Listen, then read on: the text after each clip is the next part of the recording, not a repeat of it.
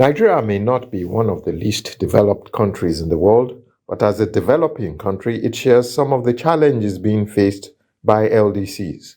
For one, the crippling debt burden pushed by the global financial system was created by wealthy countries to serve their own interests.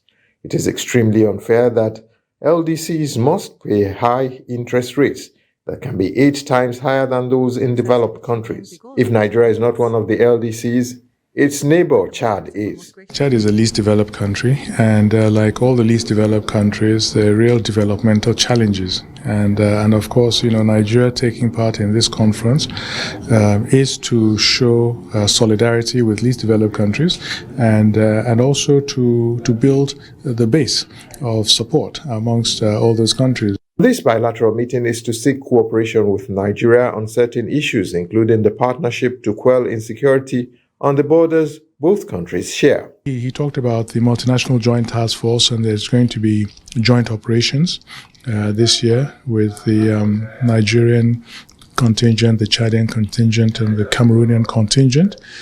So helping to reinforce the alliance in the fight against terrorism in our sub-region. Further upfield, Iran is seeking cooperation with Nigeria to help develop trade ties in a bid to find relief from the crippling sanctions imposed by Western nations. The proposal is to have a binational commission at the highest level in both countries. But such a collaboration could create huge international reverberations. They have these issues. There are international sanctions against Iran, but Nigeria is a non-aligned country. We have our independent foreign policy. That is not, we're not dictated to by any other country.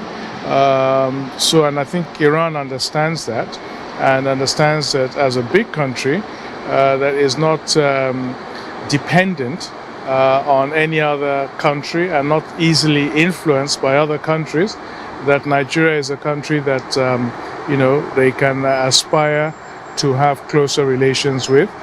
The UN Conference on Least Developed Countries aims at channeling international assistance to the most vulnerable countries in the world, where the aid is most needed to help put them back on the path towards prosperity. But it seems countries are not waiting for the Doha Action Plan, but are going ahead to form their own alliances and define their own realities. On the President's entourage in Doha, Kehinde Amodu, Trust TV News.